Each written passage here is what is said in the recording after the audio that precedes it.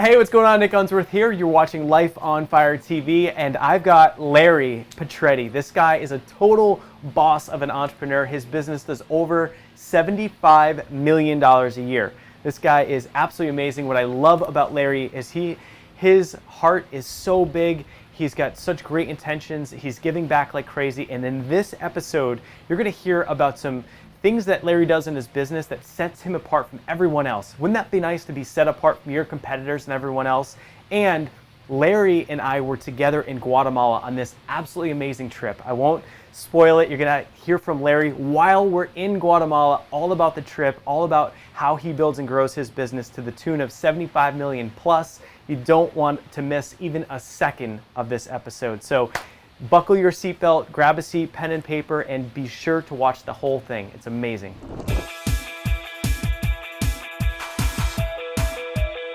Hey, what's going on? Nick Unsworth here, and I'm a kick-ass business coach, and I'm on an absolute mission to help you find your purpose in life, to help you love what you do for work every single day, to help you be the rock star that you are meant to be, to make more money than you ever thought was possible, and to have more time freedom so you can actually enjoy the life that you're living. I'm here to help you set your life on fire. Hey, what's going on? Nick Unsworth with LifeOnFire.com, and I'm here with Larry Petretti. What's going on? How you doing? Good, good, good. Welcome to Life on Fire TV. And so I'm really excited because we're actually in Guatemala as we speak. And so we're out here on this amazing journey. And Larry's been a huge donor for this company, Pencils of Promise. So why don't we just start by diving into a little bit about your background. So tell us about just your life in construction and what the past about 4 years when you had that shift. So let's do 41 years in Yeah, 2 minutes. Yeah. So as you could see today, when we were pouring concrete and working on building one of the schools for the charity Pencils of Promise, I've done that before. Mm-hmm. That was my roots, right out of high school, working as a contractor and going to night school. And I really wasn't into going to school. So I took the route of doing construction. Became a carpenter, a foreman, a super, cost estimator. Fast forward about 30 years later, and I was a pretty senior vice president for a very, very big company, a global company, and traveled all over the world. And then I had the opportunity in, I think it was 2004, 2005, to go into a new company that the former chairman of Turner Construction, a global company, was starting.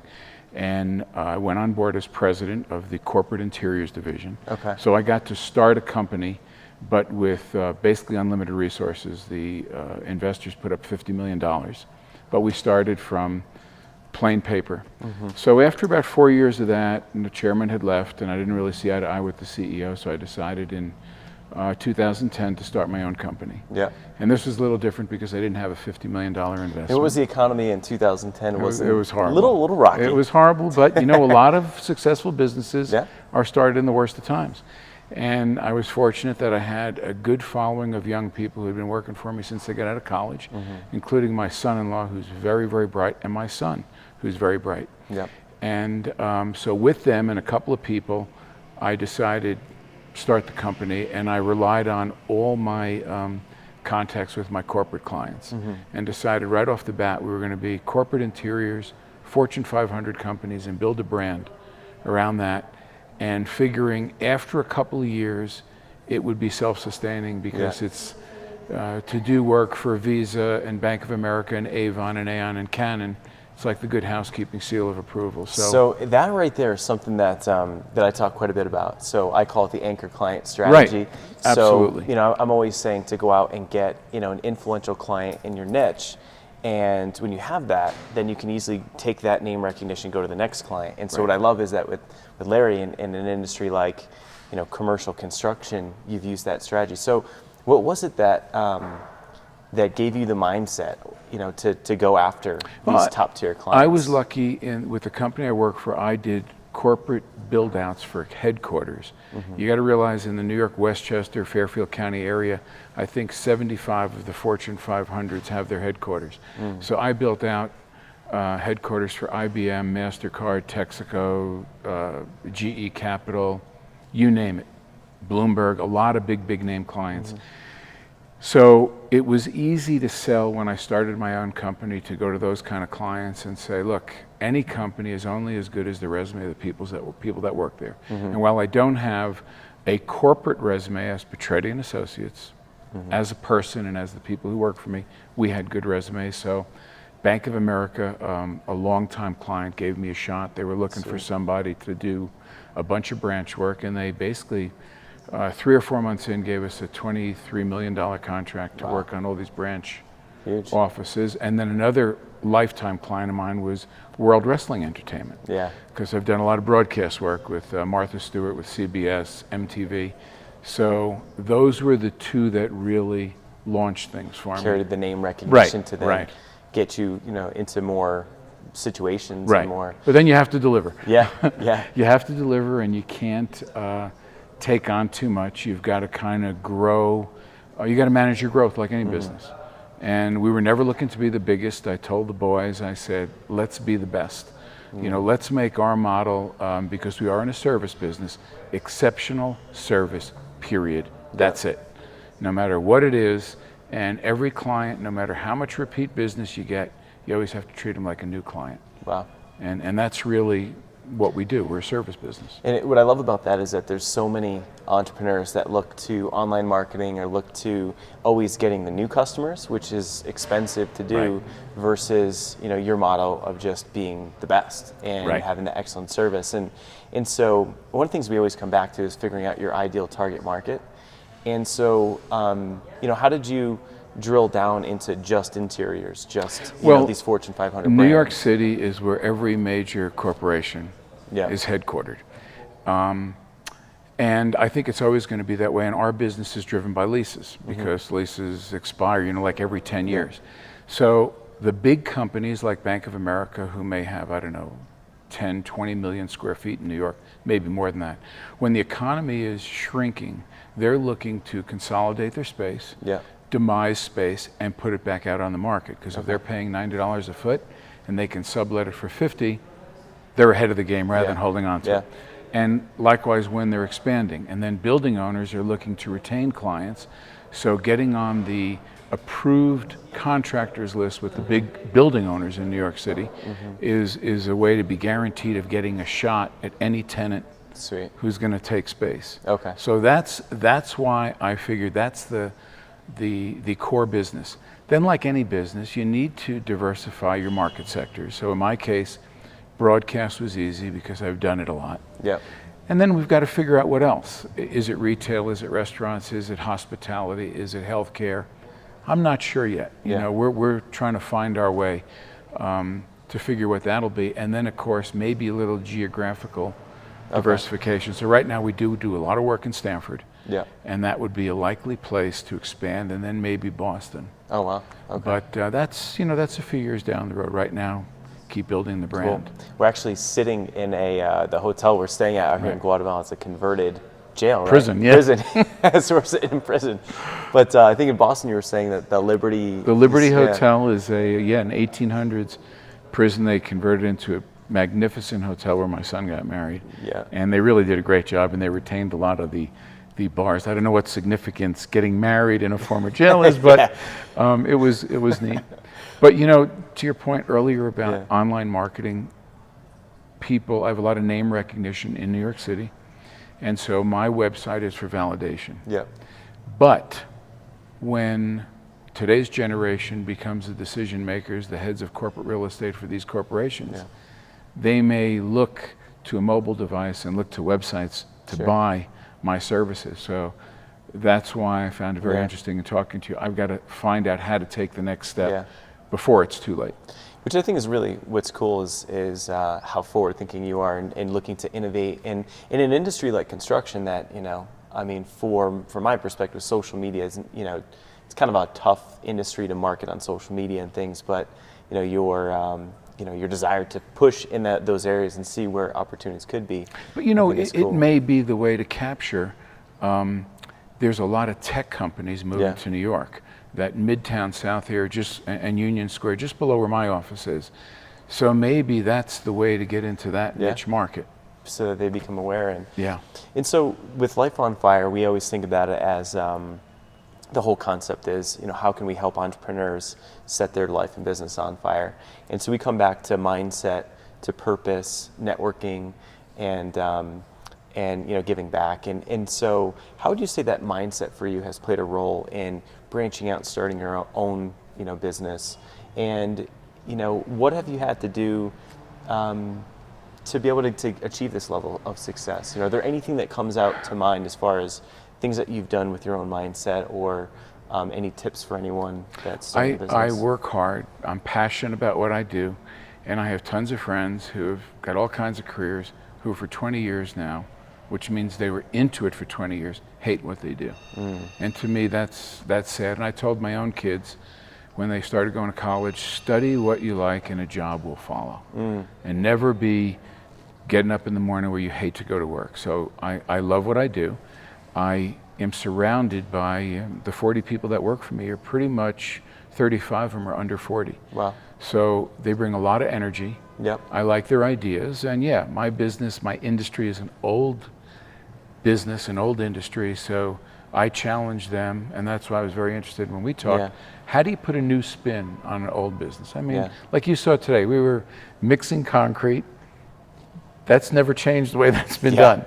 But how do you sell those goods and services? How do you get into those other markets? Sure. And how do you let other people know what you do and that you do it very well? If you look at our website, you'll see beautiful pictures, award-winning pictures of the spaces that we built out. And we really spend a lot of time with attention to detail, like you do in any business. Yep. But you got to keep thinking. They say the only constant in business is change. And yeah. it's cliche, but it's very true. Okay. And so how about to drill down into before we get to like giving back? 'Cause I think being in Guatemala here with you and getting to know you in this capacity, this is what we really want to spend the most time on.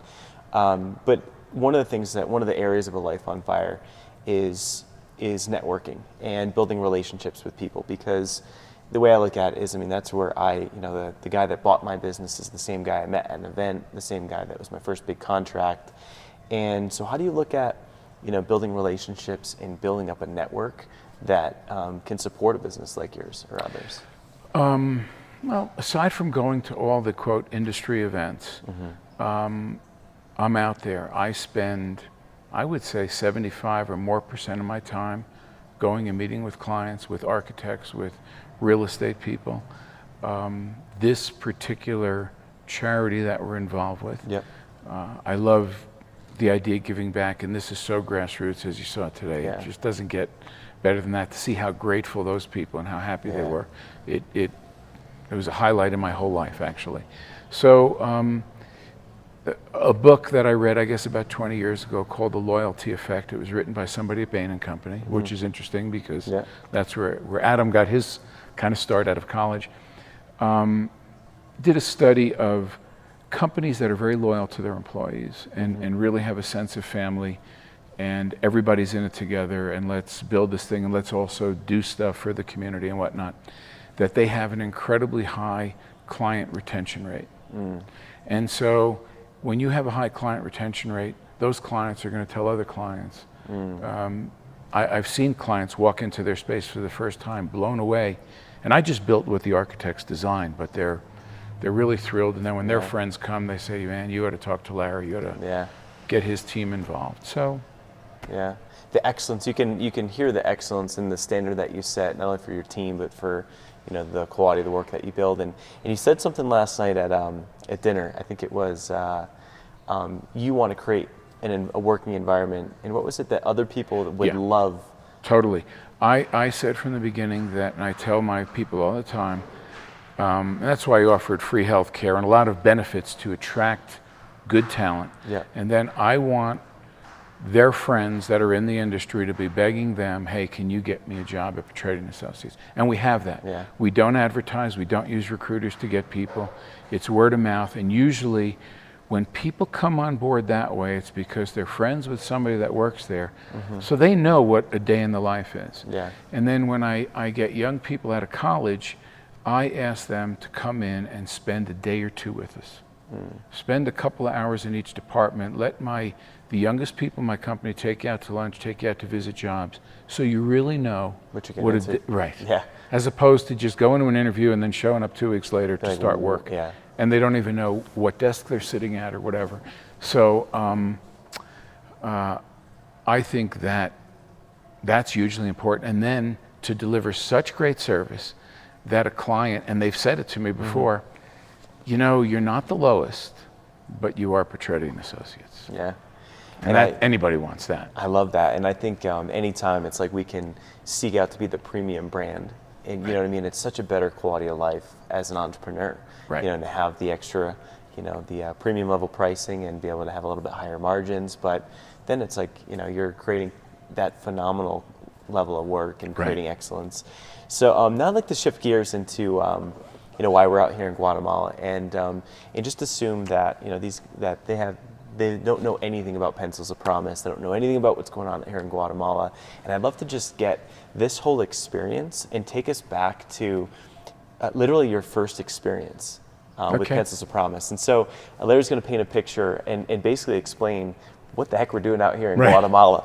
And because this story is absolutely amazing. I think that this is the highlight, you know, of this this episode. So take us back to how you first discovered. So being in corporate America, we were involved in all kinds of huge charities, United Way, American Cancer Society, St. Dominic's, I mean, all these great, and there's nothing wrong with those charities. But it was almost a strong arm tactics. You're in a big company, you got all these giant subcontractors, so they were kind of expected to buy $10,000 tables. And I was a senior vice president and chief operating officer, and you're on the committee and you're expected to do this. And I never really liked it. So when I got out of it and was working for that company that I started with the former chairman of Turner, a young woman came to work for me, just graduated from Braun. She wanted a summer internship. Or actually, she worked for us a year before going on for a master's. And one day she came to me, she said, you know, a friend of mine from school is building schools in, shouldn't use the term third world nations, she said developing nations. And we're having a fundraiser at the Frying Pan, which is a really cool bar on a pier in the Hudson River in New York City. Really a great place to go. So she said, you know, it's like 10 or 20 bucks. And I said, all right, that's cool. And she also sent me pictures of one of the schools under construction in Laos. And I thought, wow, that's really cool. Here's somebody who went to Braun. It's got to be pretty smart. Could probably get a job at any, you know, I think he had like a dual or a triple major, you know, economics and all this other stuff. So anyway, I went to the fundraiser, and all these young people drinking beer and whatever.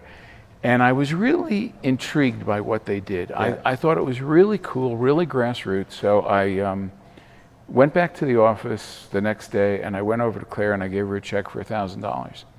And it wasn't like, I mean, it's a lot of money, but it wasn't like a ton of money as far as I was concerned. And I always donate a certain amount every year. So it's a question of who I'm going to donate it to. So she was floored, and that's that. And I said, make sure Adam keeps me posted on what he's doing. So then like a year Adam went by. Adam Braun is the founder and the guy who was traveling around organizing, building this school at the time. So I think a year went by, and I got a letter from him with a picture colored by a bunch of kids in the school in Laos, like with elephants and zebras. It was really a cool picture, and it's framed and hanging in my reception. And his letter said to me, I'm first of all apologize for taking a year to get back to you, because I require everybody who gets a donation to write a thank you. And he said, but I have to tell you that when you sent me this money, this is the biggest donation I had ever received. All my donations had been, I think he said like 10 or 20 bucks. Wow. And he said to me in the letter, and it was a very simple, but I mean, it brought tears to my eyes the way he wrote it. He said, you made such a difference in my life and my mission, and that I started thinking about fundraising in a whole nother way. And I said to myself, my God, I had this kind of an impact. And by this time, a year or two later, the thing had really taken off, the Pencils of Promise. So I had never met him. So I went down to meet him at this tiny little office on the Lower East Side, and they were crowded in like, they had them stacked like cordwood in this office working. And the energy was amazing. And here, they were all in t-shirts and flip-flops, and I wear a suit and tie to work every day. And so we had a talk and a kind of a lunch and learn. That they asked me what I did for a living and whatnot. And then I said, what can I do to help you guys? I was just energized walking in there. And they were looking for new office space. So I got a broker to help them find space. And then we got to know each other, and I really learned about what they were doing. And I was so blown away. I asked a lot of my subcontractors to help, and they donated all their material and time. Wow. And so we built their office space out. And so you guys donated material, labor, and so you guys built out their office. Right, which is a plain vanilla space. It's nothing fancy. It's not like a... Which is a big deal. I mean, that before I met you, it was, one of their team members like, yeah, you're about to meet Larry, and, he built our office. And I could tell from the team members that was like a remarkable thing that you did, and that was obviously had a huge impact. And it's good for the people in my office, because you're teaching them, like I told you about the other charity organization, Non-Traditional Employment for Women, taking women out of the inner city, teaching them a construction trade. And they're making 10 times what they were making working in Walmart. So it's purposeful, So anyway, I continue to be amazed at what Pencil of Promise have done. And as I get to know the people, as you see, we both met Jesse, the country manager, together. 29 years old, he's accomplished what some people don't accomplish in a lifetime. And you guys will get to meet Jesse. We're gonna definitely shoot an interview with him very soon. And Susie and all the other people. They're bright, energetic, and so then we started a school campaign and raised enough money through my family and friends and colleagues, and we're ready to do more. And so the school campaign, and so tell us just about, so basically you created a school campaign, and then, how did that work? And then what's the outcome of that? They set the website up, and I just sent a letter out to my family, my friends. I told them I was very passionate about this. And I said, if you can give $5, that's fine. I don't want to put an amount down. I don't ask guys to buy tables for dinners. I just don't get into that. And I was amazed. Some people sent $5, $25, $500, whatever, and I think it was about 4 or 5 months, we raised $25,000. Nice. And so we're ready to do it again now, but I wanted to wait till I could do this trip, come back with pictures and the video and the story, and really make it personal. And I also wrote a letter to everybody asking them, made it personal, called them, and then wrote them a thank you, because I believe that, like Adam believes in closing the loop. It's very important. And so, so at that point, so you did the fundraiser. You raised enough money to build a school, and I think what would be fun is to take everyone through the experience of coming out here. So I mean, literally, just take us from getting off the plane, and I think it'd be fun to just do a deep dive into what it's been like so far. So I've been to India, been to Africa, and you get off a plane and you're not in JFK or LAX or Heathrow. You immediately get that developing nation feel. And I walked out, got through customs really quick, scanned the crowd, and saw Susie and her pencils. Because there's this whole crowd. I mean, everybody waiting, signs, and people waiting to greet their family. Airports are cool places that way, You see a lot of smiles because people are looking for their loved ones. And Jesse was saying that for some people that they may have sent a loved one from here in Guatemala to the States, and that they might have stayed for 10 years. So they've got family and friends and a whole herd of people, So. So you can't help but smile when you walk out and see all the smiling faces. And then I saw Susie's Pencils of Promise t-shirt. So, we took that's when I met you, and we took that long drive all the way up into the mountains to Shayla, where we're sitting right now. And yesterday, going out and visiting the schools and seeing the smiles on those kids' faces. And I told you I have 6 grandkids, and they're 2 to 9, so they're the age of the kids we saw. And kids all over the world, whether I was in India, Africa, wherever, they smile. They're innocent kids. And to see how thrilled they were at their school, and to show us, and to see the mission of teaching kids how to brush their teeth, how to wash their hands and cut their fingernails and all the hygiene things Yeah. that we take for granted. It's life-changing to witness that. And then when I was watching you guys playing soccer with the kids. Oh, we had this epic game. Yeah, It was, that was awesome to watch It turned out that. it was boys versus girls. We had way more boys on our team, which was cool. It got tied 1-1. This little kid did this Pele-style bicycle right, kick right. up and backwards. It wasn't like a full, flip, but he just barely missed the goal. But it was so much fun, and they were just so lit up, and like you could tell, everyone was proud to be there, and it was just it was impressive. And these are, I've been to some remote places. These places were really remote. Yeah. Some of the roads were really, really rough for not just 10 minutes, but an hour at a time. And then the other highlight yesterday was the second school. The other folks that are traveling with us, we get to this school and there's a ton of kids running around, and he finds out that this is a school that was dedicated to his uncle who passed away. And I mean, picture, we're now... Yeah, he didn't know it when we got there. We're in this van. I mean, you're hitting these rocks, and it's like, and you hear like the screeching of the transmission grinding on the rocks, and I think what's been fun is that we have an agenda out here, or an itinerary, but we're taking this obscure road, and this other guy, Eric, who we'll be having on video very soon too, is just an amazing guy and donor. And all of a sudden he was looking around, he's like, where are we?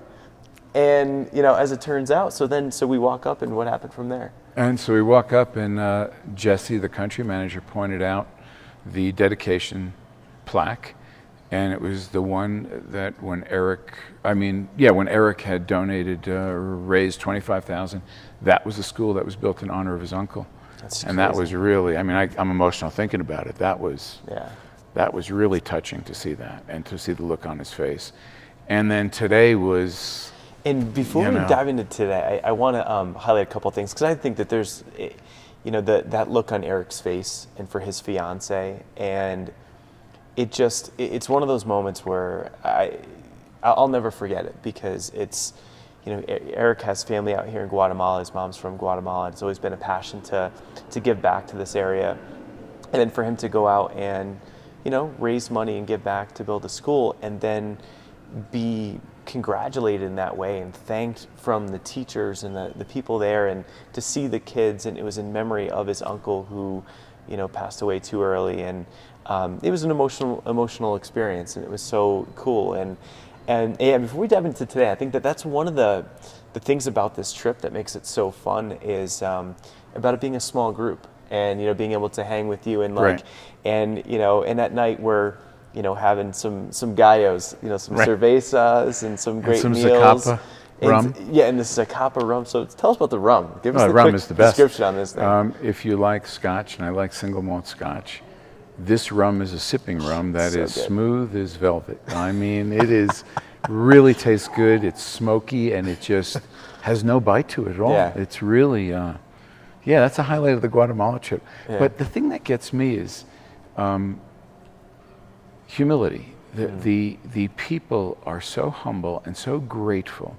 Even the kids know that we were responsible in some way, and I feel kind of like you're thanking me too much. Yeah.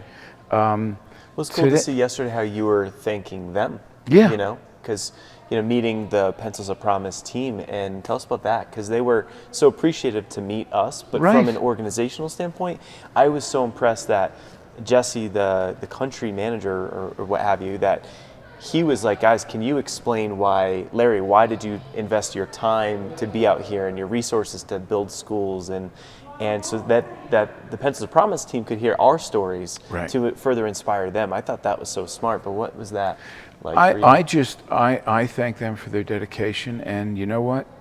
I've been very fortunate in my life to get to see the prideful moments of life, right? So you have children, My oldest daughter is 36, and I remember like yesterday the day that she was put in my arms. And so there's certain things in life, seeing your kids graduate college. If you have a daughter, walking her down the aisle and she gets married, then your kids have kids. And to me, yesterday, to really see the fruits of our labor and what we believe in, that is right up there at the top. And today, that one crazy. that one laborer, I don't know if you saw, he got all choked up thanking us for helping him mix concrete. Yeah. I mean, and realizing all those kids today putting on that little performance, the whole community dropped what they're doing and came out to say thank you. And I think we gotta dive into that too, because that was just such a powerful experience today. And that's one of these things where, you know, for coming out here on these trips is I had the agenda, but I never really knew what to expect. And so, you know, last night we had a great dinner, a great time, and then so today we're up early and up in the van to trek make the journey on the roads. And so tell us about the experience of, you know, we pull up in the van this morning, and so what was it like getting out of the van this morning? It's like, you know, it's like driving down a jungle road with stuff brushing against both sides, and all of a sudden we stop, and there's big steel doors to like a compound of some kind. And as soon as the doors open, all these colorfully dressed kids and the community, it must have been 200 people, and music, and like you were the returning hero from World War II or something. Right. It's humbling. It's like, no, you guys don't have to do that. I should be thanking you. You're making me feel like $1 million. Yeah. And then the kids performing.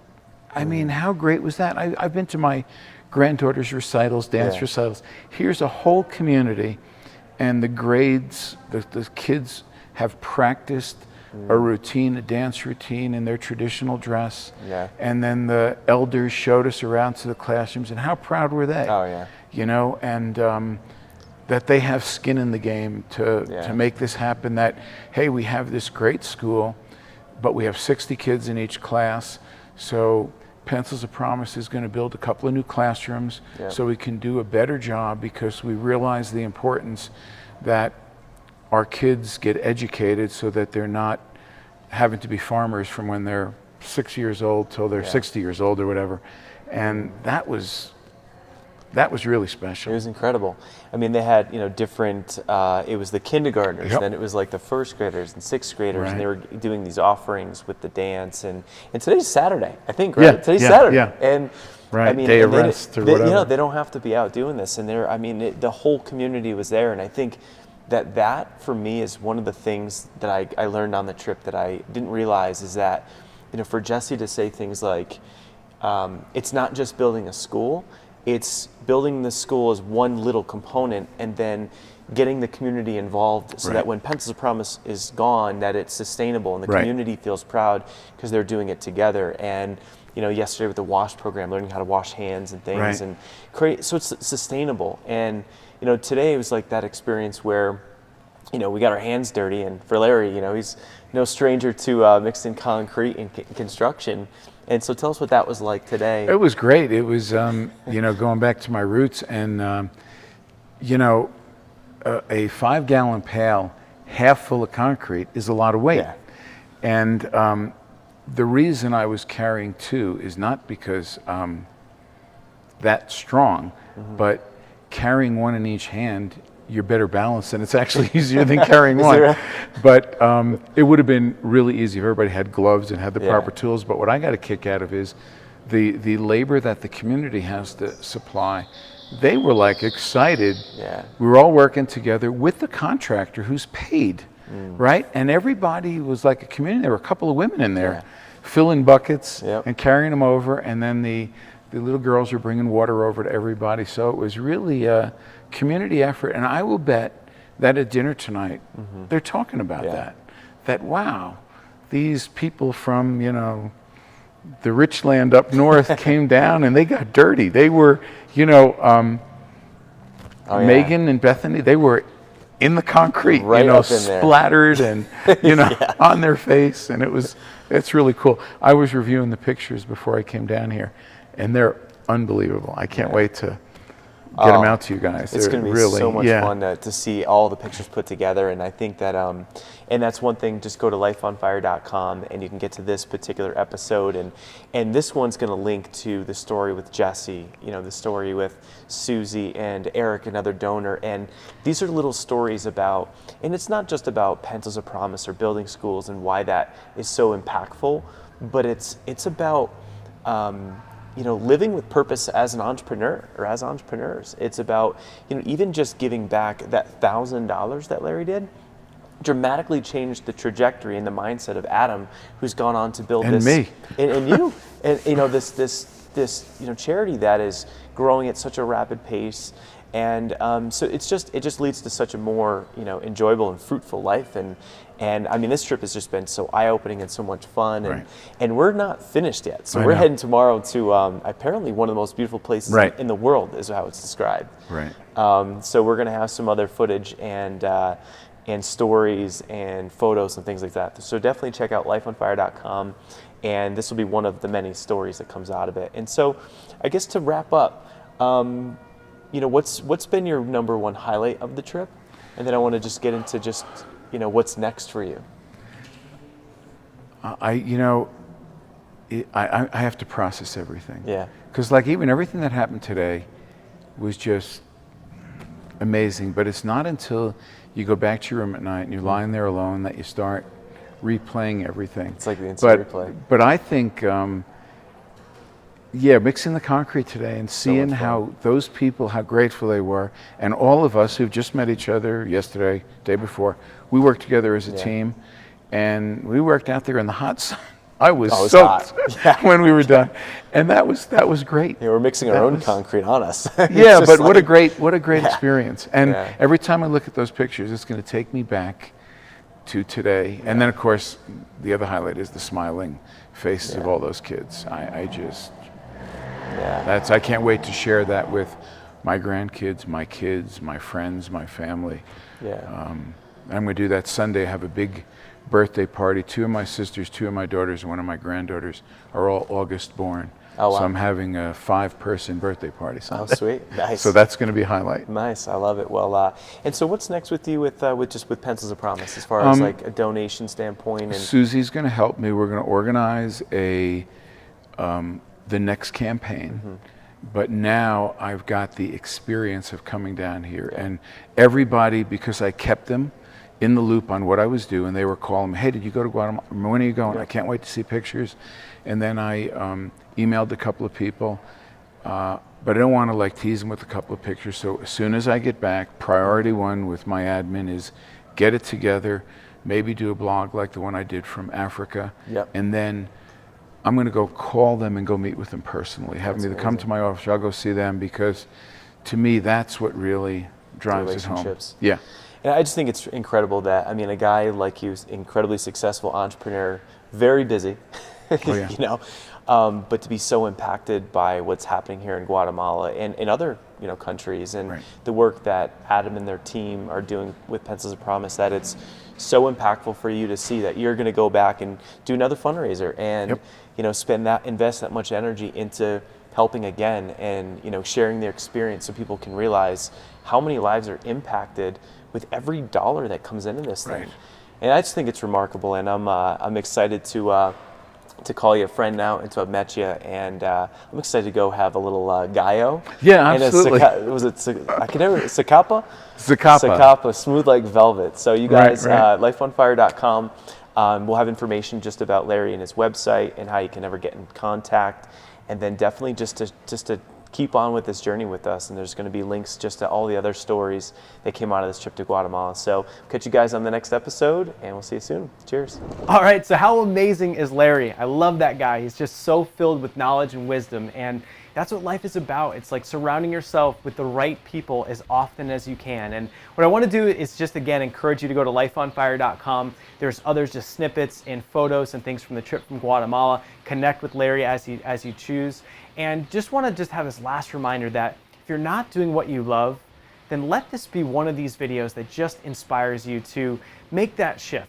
Like Larry walking away from that corporation and building and starting his own construction company as an entrepreneur. That's a scary thing to do in 2010 when the economy was in the toilet, right? So let this be that nudge where it doesn't matter how old or how young you are, you can always step out and do what you love. And that's one of the undertone messages of this video. So it's never too late, it's never too early. You've got to love what you do. And I just encourage you to set your business and life on fire. I'll see you soon. I'm here to help you set your life on fire.